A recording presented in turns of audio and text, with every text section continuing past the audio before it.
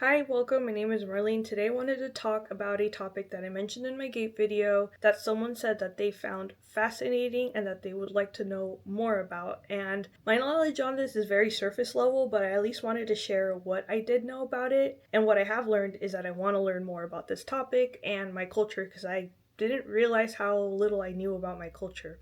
But, anyways, what are we even talking about? We're talking about limpias, or quite literally from Spanish it translates to a cleanse. And this particular practice is meant to remove mal de ojo, which is evil eye. As you will know, there's different variations of it in different cultures. Specifically, in Mexican culture, mal de ojo is when somebody looks at you with bad intentions or like with jealousy or envy, and that causes the person that they look at to, whether it be inadvertently or purposefully, it causes them to fall ill or to fall into a streak of bad luck or just bad things start happening to them. And we'll get more into it. Before we get super deep into it, I want to preface this by saying that this isn't technically witchcraft. I kind of want to defend the practice first by giving a brief history lesson because I know I'm going to get the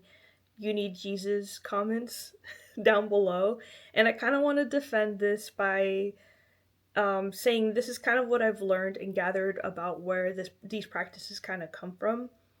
I'm no historian, but let's start with the brief history lesson. So, prior to Mexico being colonized by the Spaniards, there were people that lived there, and those people were the indigenous people. What we would call Mesoamerica existed prior to it being colonized. Two of the main peoples that you may know about or have heard of are the Aztecs and the Mayans. The Aztecs were primarily in central part of Mexico, and the Mayans were mostly in the southeastern part of Mexico and into South America. Now, these cultures existed there prior to the colonization, like I said. Just to give you some timelines, I'll put a little timeline here if I can make one together. But the Mayan rule was from 2000 BC to 1697 AD. In 1697 is when the last Mayan city fell to the Spanish, and they coexisted for a while, but eventually the Spanish were getting too greedy and asking for too much gold, and they kind of fought back, but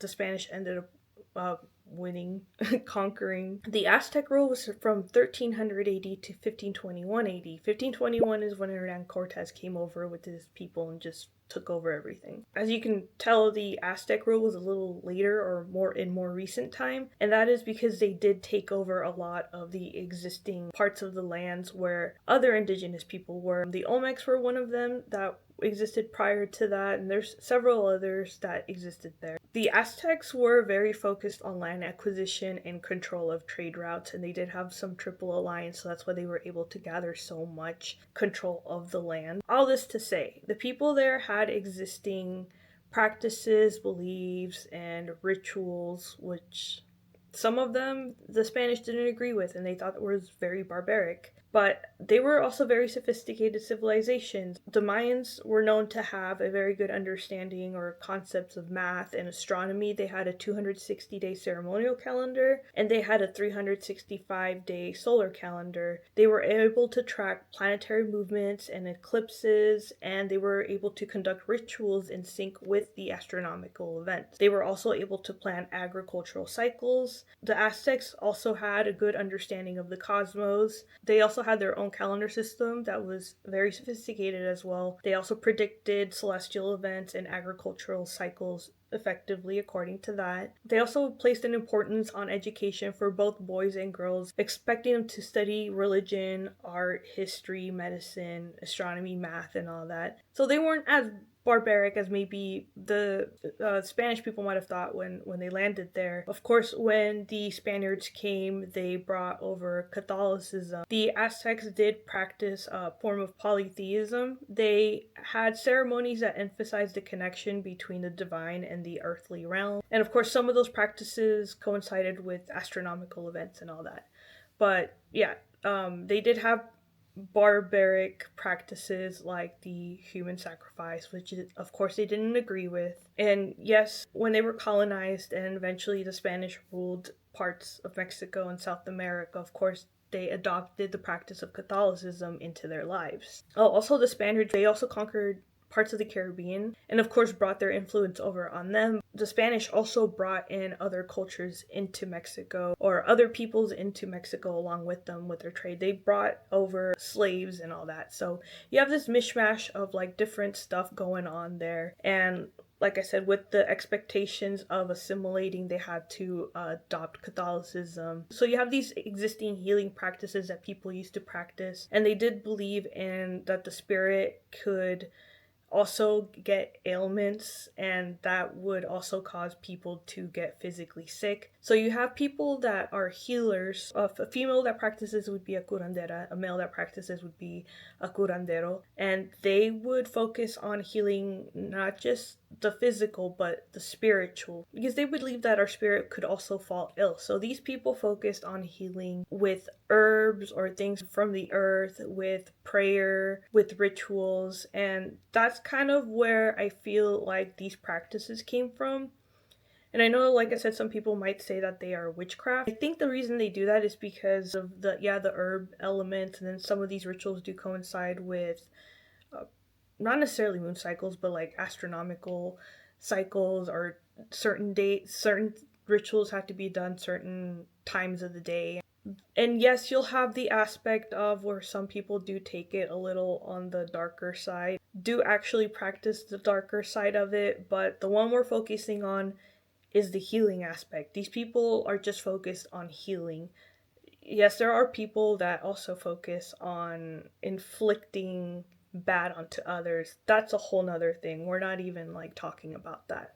And then also the Catholic Church doesn't, I don't want to speak on the Catholic Church, but I have seen that in 2002, I think it was Pope John Paul II, he came to visit Mexico, and there were two of these curanderas, these healing women, go up to him and heal him with these bunches of herbs that they had smoking, and they were performing this healing ritual on him. And I don't think they would have let that happen if they thought it was like super evil. And then in 2016, Pope Francis, now I don't want to misconstrue his words, so I'm going to put what he said here.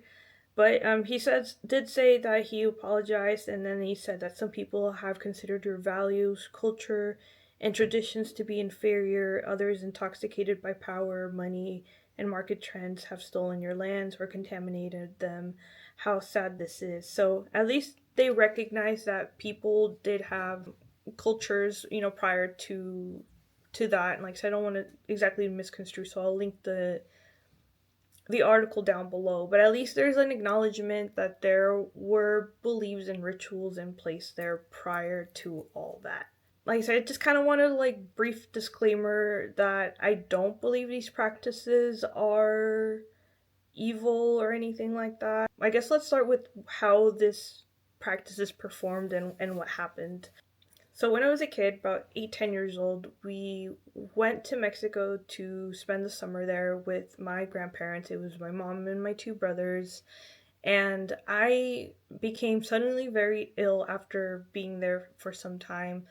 And I was to the point where I couldn't get out of bed and I couldn't walk. Like, I was sick. And of course, they did take me to a medical doctor, and the medical doctor prescribed me medicine and all that. He even sent home some giant, scary metal syringes for them to administer at home. Healthcare is a little different over there, so this is normal for them to send you this, or it was normal back then for them to send you home with syringes. My grandma knew how to administer the syringes, so she would administer the medicine to me. And I still wasn't getting any better. So they were thinking, or my grandma, somebody mentioned that maybe this isn't a physical illness and it's more of a spiritual illness, like somebody wished ill on me or looked at me with envy. That's where the mal de ojo comes from. Mal de ojo is when somebody looks at you with jealousy or envy or bad wishes, pretty much. That's when it causes you to either become physically ill, or you just start having a string of bad luck in your life, things just aren't going your way. That's what this affliction is. And there are different versions of mal de ojo, which is evil eye, in different cultures. And I know the one that people are most commonly used to is seeing this little guy here. I believe this version of the evil eye originated in Turkey, and I know that they sell it like a lot in like Greece when people go there and visit. But of course, this is to ward off the evil eye, to protect you from it. And it's also the same premise as somebody looks at you with envy and brings a lot of bad onto you or in your life. In Islam, they have their own belief of the evil eye. Don't want to speak too much on other cultures, but I believe that when you compliment or look at somebody in an appreciative way, there's a saying you say afterwards. I think it's like saying God willing, or they have this because God gave it to them. It's kind of like showing like I'm appreciating it, but I'm not appreciating it in like a like I want that for myself or like envious way. They have their own way of warding it off or wishing it onto another person. So yes, the grown-ups were talking and they were like, maybe it's this, and my grandma knows how to perform this cleanse. So the cleanse begins with a room temperature egg. I was also told that for children, because for some reason it's very known for children to get this. I know it's weird to think that like somebody wishing you bad energies, like how can that make you sick, right? I believe children are very perceptive and they can pick up on things. Maybe they don't even realize that they're picking up on these things, but maybe they can pick up these bad vibes that these people are putting out. Like I said, this is all just kind of like my theory about why it happens. Like I don't have a definitive why or how, or like how these practices came into be with my little history lesson. I'm just theorizing here. But I believe how the spirit can become ill is our words have energies, our intentions have energies. Like when you're really stressed, that stress can manifest itself physical um into a physical illness or a pain or sickness. I believe maybe that's how these energies get transferred. And of course, like I said, children are very perceptive to things, and it's kind of like a when a child is very sick, this is kind of like the thing that they think of. And but anyways, going back to the practice, for a child, it has to be done on a Thursday midday. The egg has to be room temperatured, and this is started by making the sign of a cross over their forehead. You start from head all the way down to your toes, and they rub this egg, making these cross motions over you. Like I said, this is kind of where that blend of like the old practices and the religious practices kind of mesh together. While my grandma is doing this cross motion with the egg over me, she's praying the whole time, just saying prayers. And at the end of this, the egg is taken and it's cracked into a clear glass of water. The reason for it being clear is because later they want to read what formations the yolk makes and make interpretations from there. But after they crack it and put it in the water, they will put it underneath the bed where the person is sleeping towards their head. After the night, they will take it and they will read and interpret what's in that yolk. I'm sure there are many interpretations, and I think it's up to the healer or the person performing this to interpret what they see in this, but mine was black. So it was like confirmed somebody had wished this on me. Now, do I believe in this stuff? I'm kind of like, I don't know. I'm open to listening and I'm open to hearing. Personally, my belief systems are kindness and acceptance for everybody. And if somebody wants to practice something or believe something, I think whatever you want to practice or whatever you want to believe, as long as it's not harmful to somebody else or you're not being hateful to another group, I don't care what you practice. I would say I am a optimistic nihilist. I don't know. I think But that's all I'll say on that. But let's just keep the comments nice and peaceful. We're all allowed to have our own opinions and coexist peacefully. Now, I asked where did my grandma learn this, or like how does one pick up these abilities, right? So, I guess the short of it is it's just passed down through the women in our family. She learned it from either her mother or an aunt or somebody else in the family, and it just was passed down. And where my grandmother lived when she was a child growing up, and also where my mom was born and where she lived at, also as a child growing up, it's this incredibly rural village. The only way to get there is to take a bus and then cross a bridge and then climb up this very steep hill. In order to get food, it's whatever people were growing there or producing there, or if they wanted something different, they had to do that walk, get on a bus, go to the next city. So a lot of the healing or remedies kind of were mostly made there unless you like really needed a doctor. So growing up there was like a lot of natural remedies. I'm sure a lot of Mexicans are used to the vapor rub and all the weird teas that our family would make for us. I know there's one that my mom would make me with onion, garlic, cinnamon, and oregano, like dried oregano, and that would be for like when I would be sick or like with the flu. Another one she would make me would be arnica tea for inflammation inside the body, which, because I had ulcers growing up as a kid, which is, it's delicious tea, like I don't mind it, but there would always be some kind of natural herbal remedy for something that was ailing you. I also know that I have an aunt on my dad's side that also practices these things, and one of my grandma's sisters on my dad's side too, same, she practices these things. Her abilities I think might be a little stronger than my maternal grandmother. Don't want to divulge too much because I don't want to bring too much hate and judgment onto this channel, so I'm gonna try to like glaze and skim through some of this stuff because I have been getting some weird comments and I don't want to, like I said, I want to be able to have open discussions and talk about weird things without being like you're wrong or you're evil or you're crazy and all this stuff. We can indulge the weird, we can talk about the weird and just have it just be that, a conversation. You know, it doesn't have to be like, well, this is what I believe and this is it set in stone. If you're that close-minded, I'm sorry. You're gonna be a grumpy person. If you're that grumpy and close-minded, I'm sorry, but I'm probably gonna end up blocking you from the channel. I'm just saying. Like, I want to keep things nice. Yeah, this is just a mini rant. I've been kind of hesitant to make videos because of that reason. Because I have been getting a lot of like really weird comments. Like on my gate video, someone said like, "You came ill prepared." And I was like, what is that supposed to mean?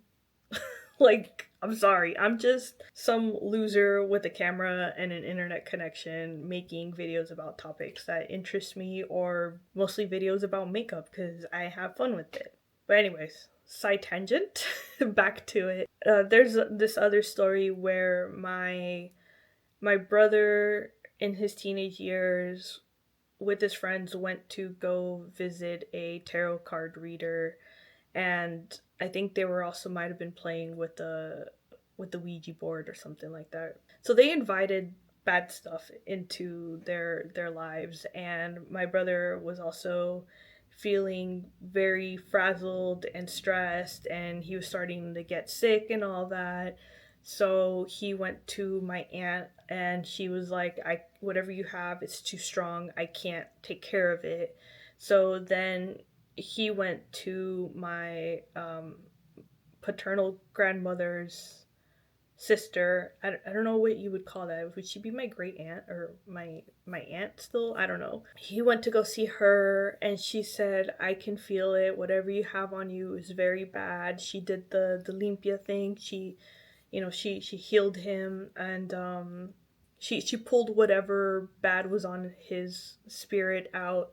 And the thing too with this is that sometimes the energies that are in the people can be absorbed by the healer or the person performing these rituals, if you will. I jokingly mentioned to my mom because I've been having a streak of bad luck, and just like no matter what I do, like I just get kicked back down to the floor. And I was like, maybe I should get another one of those Limpia things. And then she was like, no, you don't want that.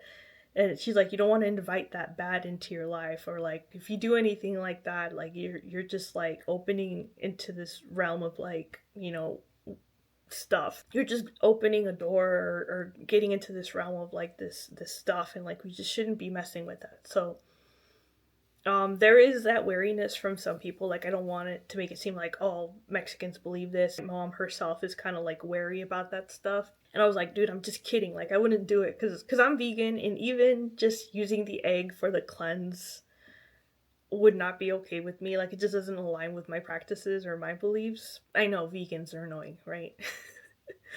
But there is a version where you can do this with a lemon. I guess a lemon would work too, just to perform the ritual. You wouldn't have to crack it or anything. You just dispose of the lemon.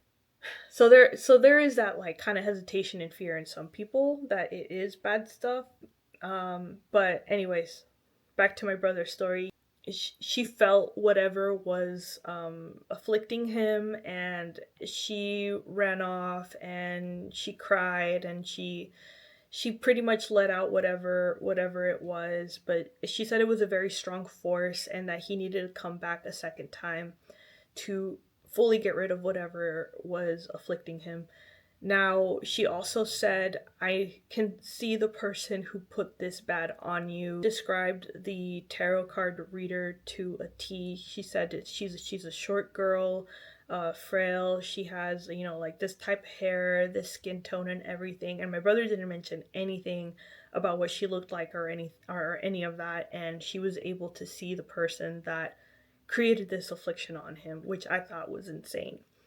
Now, of course, he went for the second time, and she was able to fully heal his spirit of whatever was causing him his sickness. That was trippy to me, that she would be able to know, like, or have the ability to see who did this to him, or, I don't know, I thought that was pretty cool. Another thing that I've seen is that, like, when people are sleeping and they're kind of dozing off, and when you're sleeping and you kind of like have that jerk movement where you just try to wake yourself back up. I know I've seen that happen, but like when people are kind of also muttering in their sleep, like they're fighting something, like they're kind of having a bad nightmare. My grandma would also used to say that something is trying to get in them, like a demon, or like something bad is trying to get into them.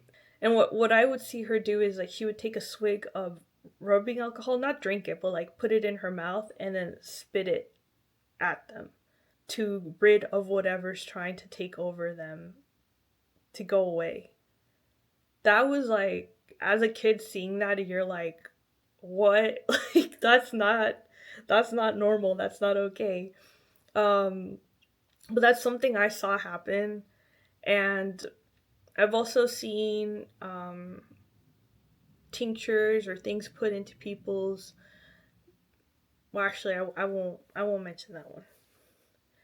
And there's always been like little silly superstitions growing up, like you can't chew gum at nighttime because if you chew gum at nighttime, it's like chewing the bones of the dead. Then I've also been told that you don't sweep at nighttime because if you sweep at nighttime, you're throwing away all your good luck, or you're disturbing things so that you're inviting bad things in. Like I said, there was just like a lot of like weird little sayings and things or superstitions that we would kind of hear like every now and then. And like as like kids growing up here in the United States, like as aware of these superstitions as we were made to be aware of them when we were in Mexico. My grandma is very religious. She practices Catholicism. I was baptized, confirmed, had my communion and all that.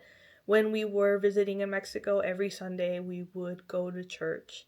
And there it would even be weekdays when we would go to church, and the kids would stay an extra hour or so to do these other studies with the church. And I remember having a lot of fun there with the other kids, learning and just playing games and stuff like that. And I remember one of my grandma who practices this, the one of her sisters was like super Catholic. Like anything she would tell to us children, it was always like with the fear of like, if you don't do this, you're gonna get taken away by, the devil or whatever. Like when we were just being bad little kids playing outside, she would always come, scare us with something. But yeah, I would really love to learn more about these practices and all that. Like I wish I could have more like solid concrete, like this is where it came from. Um this is why people practice this. And I think it's something that I'm gonna have to get books or talk more with my family members. I'm kind of very like distanced from my family. Not like because I don't like them, but just because I don't know, just I think life here in the US separates us a lot more from our families than if we would have grown up in Mexico, because in Mexico we would see our aunts or cousins like on the daily, and we would have a lot of interaction. I just think the way of life here in the US, it keeps people very distant, and we're so busy with work and all of the daily chores and all that we just don't make those connections as much as we should be. And I'm not saying that applies to everybody, but I feel like that's kind of what's happened personally with me, and why I don't stay as much in touch as I want to. And then also there's that thing too within Mexican culture where you just kind of don't really question your elders or like ask them too many questions. So there's always kind of that like, I guess it's respect, where you just do what you're told and you don't really like question or ask too much about them, and then their personal lives, that's kind of like seen as rude. But hopefully one day I can go visit Mexico and then like ask and learn more about my culture and practices. And I want to hear their version of history. Or maybe I want to buy a history book from Mexico and see where how their story is told of when they went from being indigenous all the way up to the colonization and going forward. I think it's something that's well worth learning, and maybe if I learn, I'll share, seeing how this video goes. Hopefully, it doesn't incite too much bad, because I'm also trying to be more aware too of what I welcome into my life. I'm trying to welcome good and positiveness, and I'm trying to let go a lot of the bad that I've been holding on to, of the wrongs that I've been done. I'm just trying to like let go of all that, and I'm just trying to make sure I keep this channel and this community full of good vibes. But yeah, that's it for now. Nice chatting with you. I hope to see you in another video, and I hope you take care. Bye.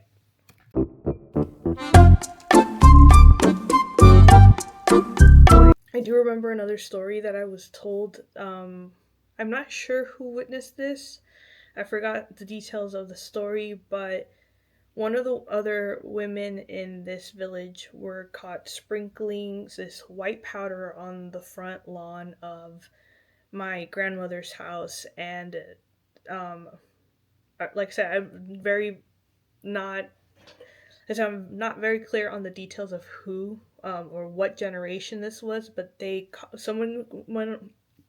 one of the children in that house, one of the young girls in the house came out, and they were like, "What are you doing?" And I guess this lady like ran away, and later they found out that they were trying to put a curse on this house and on specifically the women in this family. They said that they were cursing all of the women, starting with the women there, and all of the rest of the women to come in, and the future generations of women to come down the line of the family. That tripped me out to hear that, and I really hope I am not cursed, but the lineage ends with me, because I don't plan on having any children. But that's one example of where I don't think it aligns with the practices of healer. It aligns with the practices of brujeria or witchcraft.